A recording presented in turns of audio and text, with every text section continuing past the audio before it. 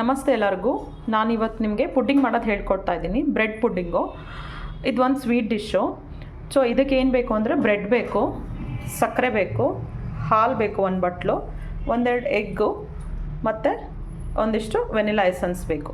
So first ಏನು ಮಾಡಬೇಕು ಅಂದರೆ ಈ ಬ್ರೆಡ್ಡು ಇದು ಏನು ಎಡ್ಜಸ್ ಇದೆಯಲ್ಲ ಇದನ್ನೆಲ್ಲ ನೀಟಾಗಿ ಕಟ್ ಮಾಡಿಬಿಟ್ಟು ಪೀಸ್ ಮಾಡಿಬಿಟ್ಟು ಮಿಕ್ಸರ್ ಜಾರ್ಗೆ ಈ ಬ್ರೆಡ್ ಪೀಸಸ್ಸು ಮತ್ತು ಒಂದು half of the sugar, milk, egg ಮತ್ತು ವೆನಿಲಾ ಎಸೆನ್ಸನ್ನು ಹಾಕಿಬಿಟ್ಟು ನಾವು ನೀಟಾಗಿ ಮಿಕ್ಸರ್ ಮಾಡ್ಕೋಬೇಕು. ಮಿಕ್ಸರ್ ಮಾಡಿಬಿಟ್ಟು ಸೋಸಬೇಕು. ಇದು ನಾನು ಅರ್ಧ ಶುಗರ್ ಯೂಸ್ ಮಾಡ್ತೀನಿ, ಇನ್ನು ಅರ್ಧನ ನಾನು ಕ್ಯಾರಮಲೈಸ್ ಮಾಡೋಕ್ಕೆ ಯೂಸ್ ಮಾಡ್ತೀನಿ. ಈಗ ನೋಡಿ, ಇದಕ್ಕೆ ಶುಗರು ಮತ್ತು ಒಂದೆರಡು ಎಗ್ ಹಾಕಿದ್ದೀನಿ.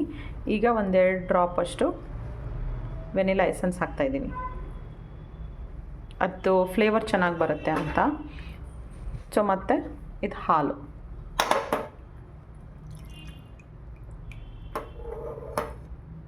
ಇದು ನೀಟಾಗಿ ಮಿಕ್ಸರ್ ಮಾಡಿಬಿಟ್ಟು ಸೋಸ್ಕೋಬೇಕು. ಇವಾಗ ಶುಗರ್ನ ನಾವು ಕ್ಯಾರಮಲೈಸ್ ಮಾಡಬೇಕು. ಸೊ ಅದಕ್ಕೆ ನಾನು ಉಳಿದಿದ್ದೇನು ಶುಗರ್ ಇತ್ತಲ್ಲ ಅದನ್ನು ಹಾಕ್ತಾಯಿದ್ದೀನಿ. ಇಷ್ಟಾದರೆ ಸಾಕು. ಅದಕ್ಕೆ ಒಂದು 2 to 3 ಡ್ರಾಪ್ಸ್ ಆಫ್ ವಾಟರ್.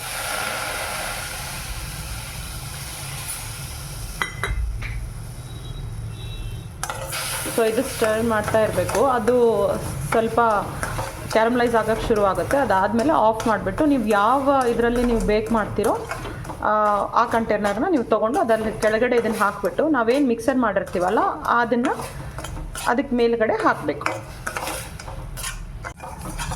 ಇದು ನೋಡಿ, ಇವಾಗ ಕಲರ್ ಚೇಂಜ್ ಆಗ್ತಾ ಇದೆ. ಸೊ ಇದನ್ನೊಂದು ಚೂರು ಡಾರ್ಕರ್ ಸೈಡ್ ಬಂದ ತಕ್ಷಣ ಇದನ್ನು ನಾವು ಆಫ್ ಮಾಡ್ಬೋದು ಗ್ಯಾಸ್ನ.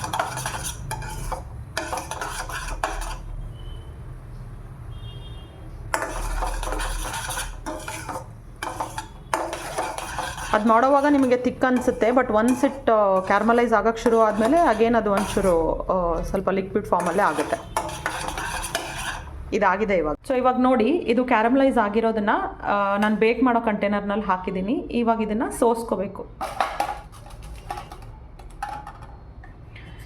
ಇದೇನು ನಾವು ಮಿಕ್ಸರ್ ಮಾಡ್ಕೊಂಡಿದ್ವಲ್ಲ, ಇದು ಬ್ರೆಡ್ಡು, ವೆನಿಲಾ ಎಸೆನ್ಸ್, ಎಗ್ಗು ಮತ್ತು ಹಾಲು, ಸಕ್ಕರೆ, ಇದಿಷ್ಟನ್ನು ನಾನು ಮಿಕ್ಸರ್ ಮಾಡ್ಕೊಂಡಿದ್ದೀನಿ. ಇದನ್ನು ಇವಾಗ ಸೋಸಬೇಕು ಇದಕ್ಕೆ.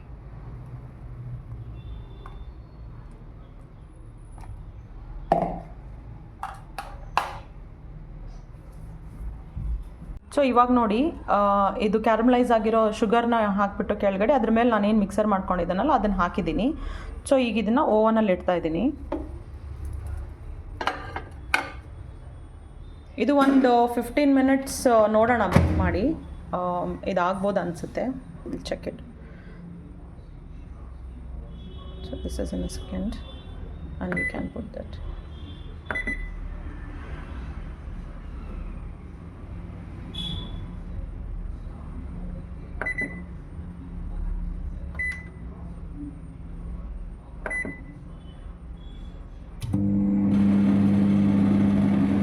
ಸೊ ನಾನು 30 ಮಿನಿಟ್ಸಿಗೆ ಸೆಟ್ ಮಾಡಿದ್ದೀನಿ. ನಾನು ಪಾಸ್ ಮಾಡಿಬಿಟ್ಟು ಮತ್ತೆ ತಿರ್ಗಾ ನೋಡಿಬಿಟ್ಟು ಅಲ್ಲಿ ಚೆಕ್ ಅಂಡ್ ಇದು ಮತ್ತೆ ರಿಕ್ವೈರ್ ಇದ್ದರೆ ಮತ್ತೆ ನಾನು ವಾಪಸ್ ಇಡ್ತೇನೆ. ನಾನು ಆವಾಗಲೇ ಒಂದು ಸತಿ ಚೆಕ್ ಮಾಡಿದ್ದೆ, ಇದು ಆಗಿತ್ತು.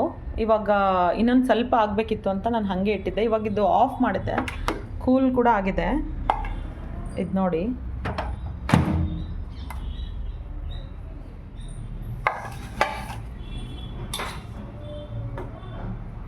ಸೊ ನೀಟಾಗಿ ಬರ್ತಿದೆ ಅಂದರೆ ಬೆಂದಿದೆ. ಇದು ಎಡ್ಜಸ್ ಎಲ್ಲ ಈ ಥರ ನಾನು ಪೂರ ಹಿಂಗೆ ಬಿಡಿಸ್ಕೋಬೇಕು. ಬಿಡಿಸ್ಕೊಂಡು ಇದನ್ನು ಜಸ್ಟ್ ಫ್ಲಿಪ್ ಮಾಡಬೇಕು ಅಷ್ಟೇ.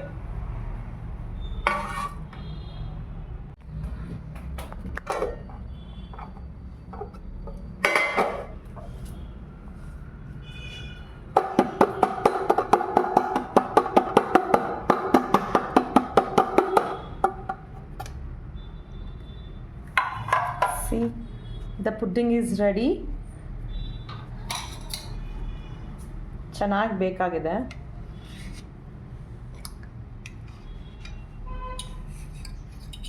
ನಾನು ಕಟ್ ಮಾಡಿ ತೋರಿಸ್ತೀನಿ ನಿಮ್ಗೆ ಹೆಂಗಾಗಿದೆ ಅಂತ.